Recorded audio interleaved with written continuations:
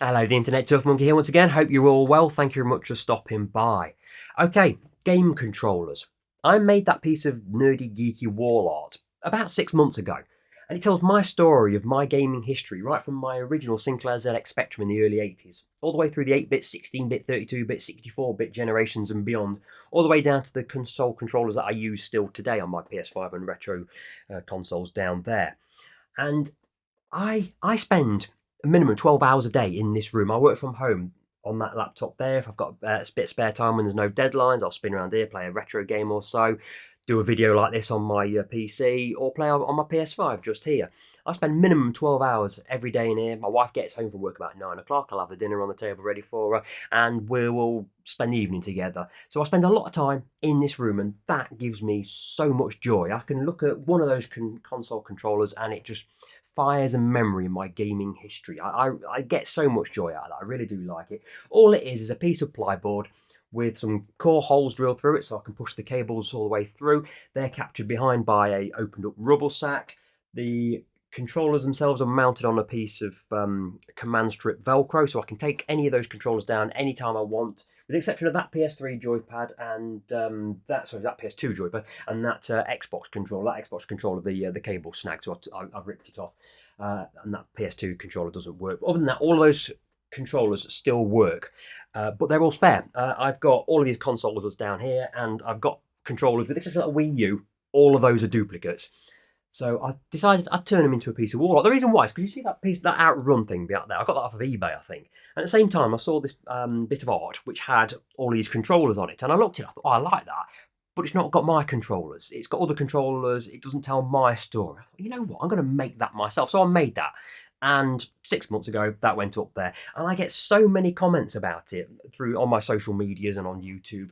And people really enjoy it. And people really do positively react to that, and I'm pleased by that. It really does fill me with happiness that it makes other people happy as well. But I also get comments about, oh, you should have that joypad up there, and why haven't you got this one as well? Well, you'd be nice to do with that one. Thing is, I have these those joypads are my story. These joypads are all everyone else's stories.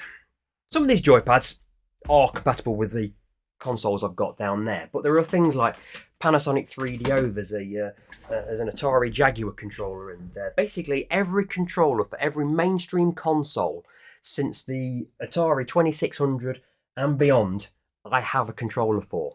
So it's taken me a bit of time to think about this, how I'm going to go about doing it, but I think it's time for version 2, don't you? So I wanted to do this properly this time. I measured every single controller and then laid them out to scale onto Adobe Photoshop. I wanted to make sure that they all fitted onto a single sheet of boarding. I needed to decide what kind of board I was going to use, and also wanted to know whether I was going to be laying them out in chronological order or maybe by generations, because some of them are out of sync when it comes to ages. I decommissioned the previous board. That's all the controllers once they were taken off the board. Then I laid all this out onto a piece of MDF sheet, which I then cut to size. Once I'd worked out where all the controllers were going to go, I needed to core out the holes for the existing wired controllers to be able to poke through. They needed to be large enough to get the controller socket through the board, while also maneuvering it around into the recess between the MDF sheet and the plyboard that I'm cutting out here. As the controllers still work, I wanted to be able to maintain the use of the wires, so that's why I put this recess in place. I didn't want the board sticking out too far away from the wall, so I kept the recess relatively small. On the previous one, I used a rubble sack, but it still bellowed out at the back with the amount of cables. I filled in all the screw holes, sanded those down, and then I put a undercoat and then a top coat of gloss paint on there. These are the wall mounts that I've used. They're a heavy-duty adjustable length awning attachment set. They are really useful, they are.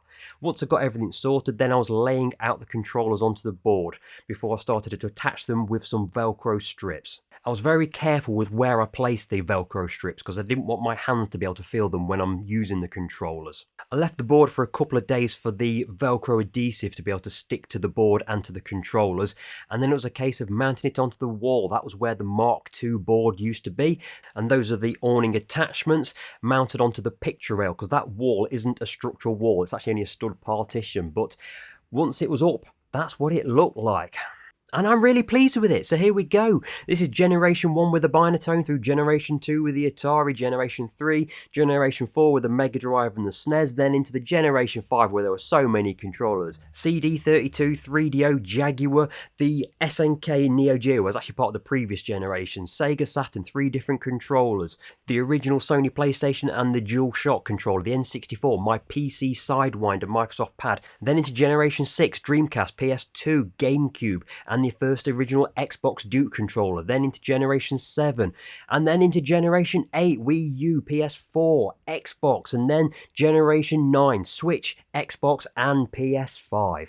And then down the bottom I've got some of my retro bit and 8-bit Do controllers, which I use with my retro gaming, and my original ZX Spectrum, which is the genesis for me, a dawn of my gaming history.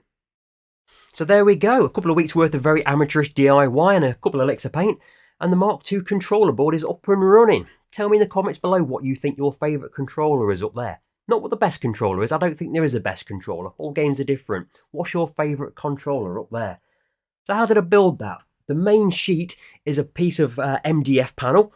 We've got a sheet of plyboard behind it to capture all the cables. There's some awning straps up at the top of there because that's quite some weight that's up there.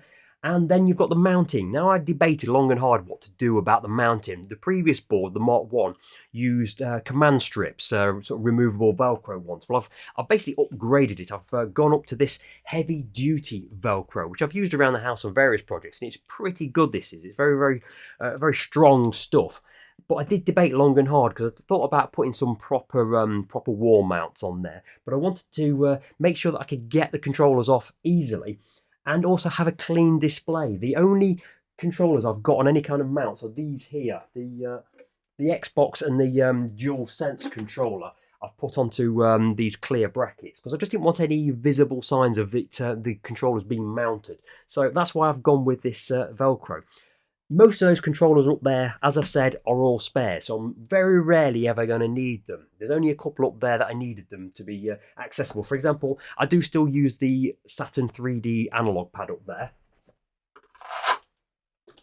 And there you go. If I want it, it's just got a strip of Velcro on the back there. I'll put the soft side on there and the more vicious side is up there. And when I'm done with it,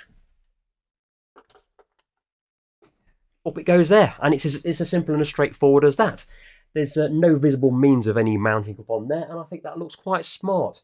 People have asked me about would I consider powering it, because there's no power to any of those controllers, and I didn't see the point in it because the vast majority of those, all the way to there, those are wired controllers. They don't need any kind of power, so they're just fed through the core holes and retained by the plyboard behind. It's only from here do you get cordless, wireless, battery-powered controllers. And with the exception of those two, I don't really use them. These are all spares, like I say, and genuinely, I've still got an entire box full of controllers here to use with my consoles down there. I'll use those first before I go to those ones. And even that one, that's... For some reason, Xbox controllers are battery-powered, so that one, they're all battery-powered. They don't need to have any USB power behind it. The DualShock 4 there, well, I've got two of them here, which I use in preference to those. The DualSense there, that's my usual DualSense, so I don't really need those. And these ones here, I do use the M30 and the new Sega Saturn Retro Bit 3D Pro controller there, and the N64 controller, but I charge them up after I've used them, so I didn't see the point of wiring something complicated up just for a couple of controllers. Don't think it was necessary. So there we go. What do you think of that? Do let me know what you think about it in the comments below. I hope you get as much enjoyment out of this as I'm going to get out of this. This has been up there for a week now, and I'm supposed to be working most of the day. Yeah, everything up there triggers some kind of memory for me. Even the controllers I don't have a console for, like the Amiga CD32. There's always some reason to think about something, no matter what the controller is. So I'm really happy with that. I know it's only very amateurish. I have got no DIY skills whatsoever, but as a piece of...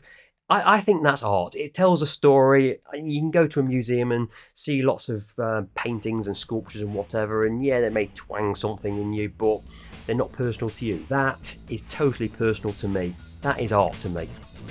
Anyway, I'll see you on the next video. Take it easy.